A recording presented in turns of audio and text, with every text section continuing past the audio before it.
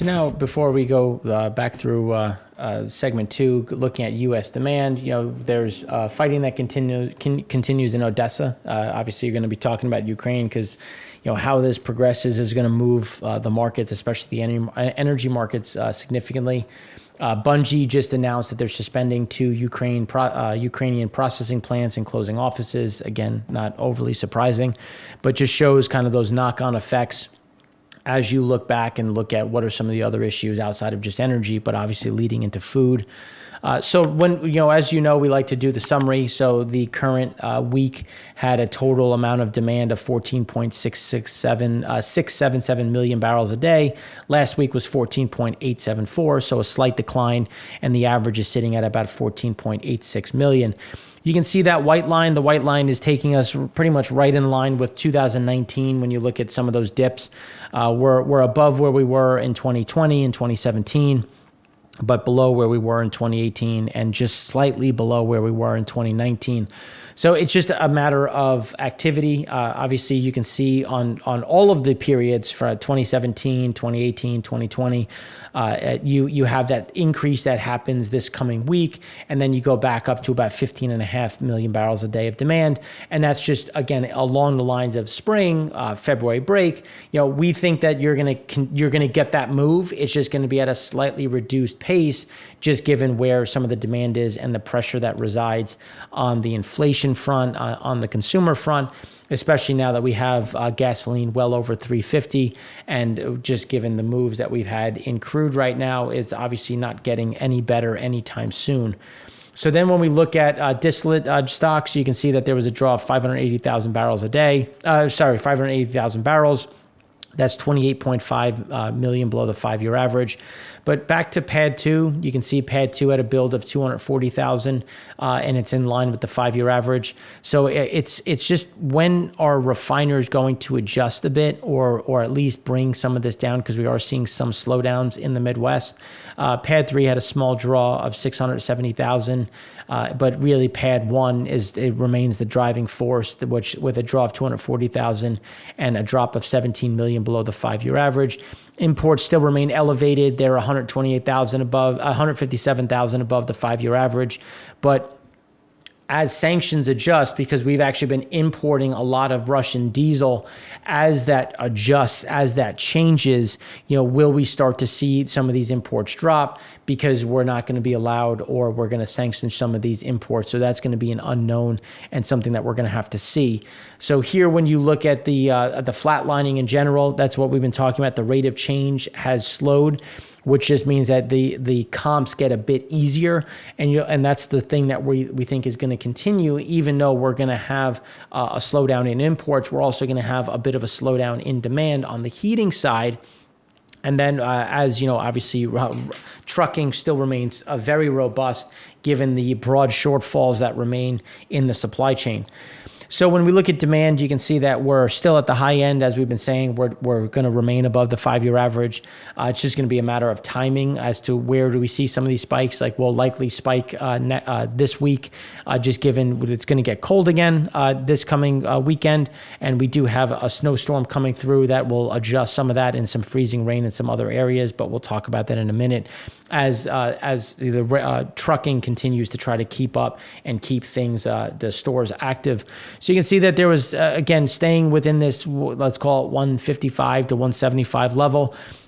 We've been saying we don't expect this breakout back above 200, but really this sideways move, because some of the supply chain has eased a bit, but again, still a lot of problems, still a lot of reasons to use a lot of this trucking. And now we're going to have more issues when you think about Russia and the raw materials that they bring out, that we haven't recovered from COVID's supply chain disruptions, and now we're going to introduce a whole slew of new ones. You can see that the load availability right around these levels, going to remain as we get some of the rates remaining fairly flat, even though we're getting diesel moving back up. So we do expect rates to increase as diesel continues to accelerate. Comps get a bit easier on the rail side, but there's also been a little bit of a catch up because remember last year there was a lot of issues when you're thinking about some of the problems that we had on the chassis side on the congestion. So some of these will have some sizable moves versus the week of 2021. And again, there's still a lot that needs to be done. We have seen them catch up as a bit on the chassis side and some of the congestion, as we talked last week. Some of it still remains, but not to the same level. But again, you're going to see this continue to try to catch up because there is that sizable move that needs to move product from point A to point B. That's just from the coast to the end user or to the wholesaler, which we continue to see. Now, we have additional increases. In the Econ show, we showed that there's a little bit of a lull, but there's a huge backlog of ships coming. The lull was caused by Lunar New Year. That's usually a slowdown in terms of what comes into the U.S. That is now picking back up. And you can see that even though we had this lull, we're still well above where we were the previous week, the previous year. And we don't see that changing, especially as we get into March, which is now slightly lower, but it's going to continue to increase.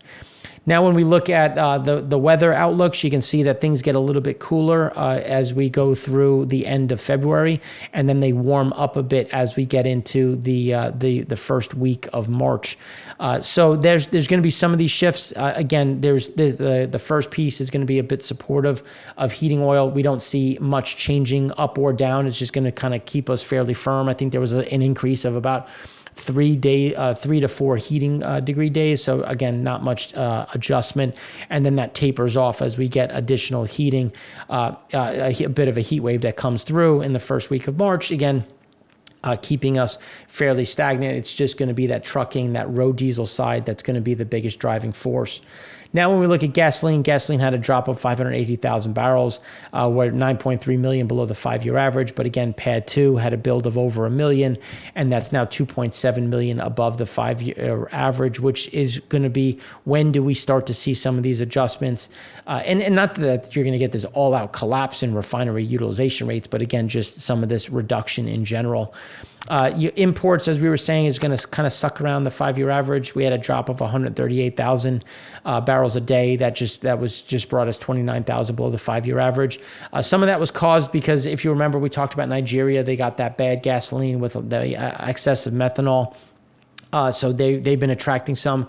We had some cargoes coming over into the U.S. They have actually paused in the Atlantic, and they're no longer signaling the U.S., but they haven't changed their signal yet. So there's a good chance that they will also head to West Africa. But again, just mixing that in, we expect to stay right around this 5-year average on the import side. Congestion, things are getting got a bit better in China. There is a renewed COVID outbreak, so we won't see a huge increase, but I guess it's not surprising when you think about Lunar New Year and the travel that happens. So again, you're going to see something fairly stable. And then when we look at Google Mobility Index, again, Asia continues to go sideways, as we talked about in segment 1, with an increase in COVID cases. And not that it's going to cause a drop, it's just not going to, people are just going to essentially maintain what they're doing.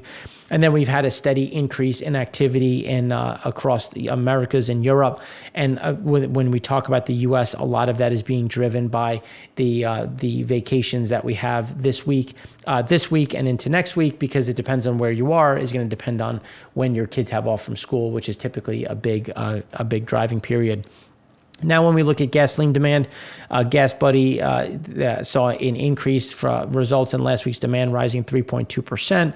And again, a lot of this is moving along the lines of these increases that we've seen, again, caused by the additional travel, just from people going on the road, starting earlier, middle of last week into a very strong weekend as people hit the road to take their kids and take their families away.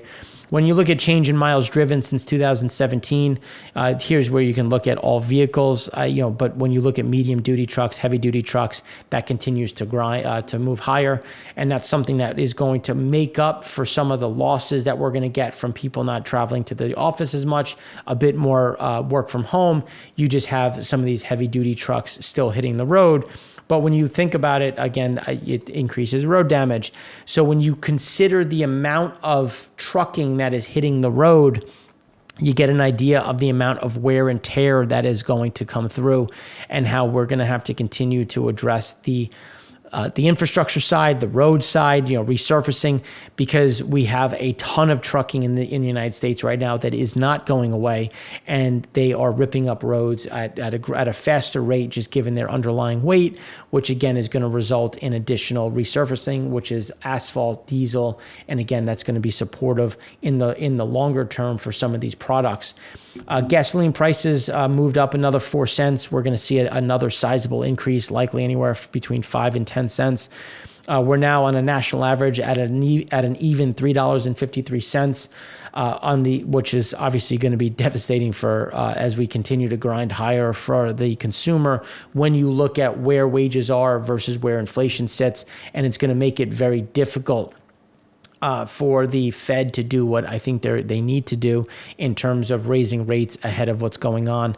Then when you look at highway diesel fuel prices, we had an increase of over 3 cents, and it's now at over $4, coming at $4.055 cents, so about 4.05, essentially 5.5 cents. So again, there's still, this is the thing that hits everything in the supply chain, because there is not a single item that you have that hasn't been shipped somehow, some way, and that's going to add to the additional cost, and again that premium that's going to continue to ratchet up in general. So then when you look at blending components, again, as we were saying before, they're just going to kind of flatline at this rate. There was a small drop of 460,000 barrels. That's just 600,000 barrels below the 5-year average, and you can see that we're just kind of sitting in this range. And it's likely that as we were saying, we're just going to go sideways and stay within the noise and stay within that level. Gasoline, you can see that we're at 2017 levels. So we should see a bit of a spike that'll get us a bit closer to 2019 levels. And again, you can see that there's a seasonal move. So what we're going to see is seasonally normal. And we just believe that we're going to continue to be at a slightly reduced rate versus the normal seasonal spikes, as you can see in 16, 18, 19, 20. Typically there was another one in 17. It happened a week later. It's just a matter of when do they actually happen. But again, you can see they are normal. It typically happens, and we're just at the low end of that. And that's something that we think persists. And here's why. When you look at the residential activity still remaining high, workplaces have flatlined, transit stations have flatlined. Again, that work from home, as we had several slides in it in the Econ show yesterday, where we showed that even though more offices are open, people are still opting to stay at home. So those are some of the big pieces as we get a lot of this activity fairly flatlined. And then just looking at Apple mobility trends, again, things remain fairly flat at this point in time. So then when you look at propane, you can see that we had a drop of 3.9 million. That brings us 12.5 million below the 5-year average and setting a new seasonally adjusted all-time low. And just given where the demand is in the U.S., where the exports are at this point in time, we believe this is going to continue to be the case, especially as we see days of supply now approaching what is deemed kind of a pivotal level of that 20 days of coverage. Now, as we start to flatline, we do have supply coming back up. We will get a slowdown in exports for the time being, just given some of the seasonal shift coming into that shoulder season. But again, this is going to be a point of concern and something that's going to have to be addressed, especially as we go into the into the middle of the year, to see where do we sit on rebuilding storage, because that is going to be a big part of the concern as we go forward. Now, when you look at jet fuel demand, as we were saying, kind of staying between this 1.4, 1.5 level, will likely shift a little bit higher to about 1.45 to 1.55 million barrels a day of demand as we get an increase in some flights, as you can see that normally happens this time of year, but just kind of bumping along at the lower end. And you can see that there's normally that increase that happens. We saw it in 2021. We saw it in 2019, where we're still not getting back to normal. We're still off the highs. So we're setting lower highs, lower lows, but you can see that it's meshed much closer into what is normal.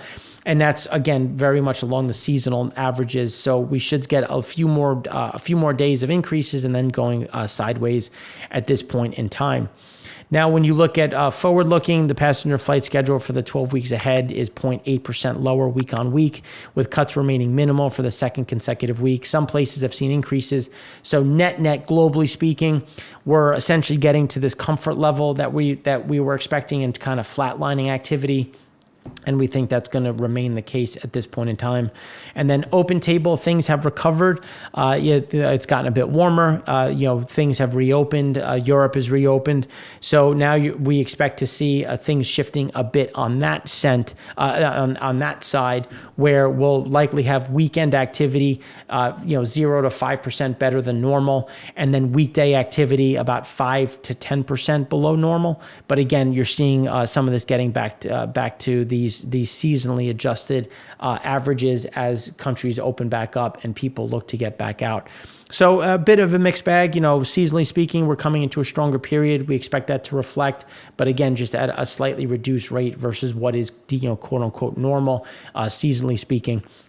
So that's what we have for you in this segment. In the next segment, we're going to look further abroad and talk a bit more about what is happening in the international markets.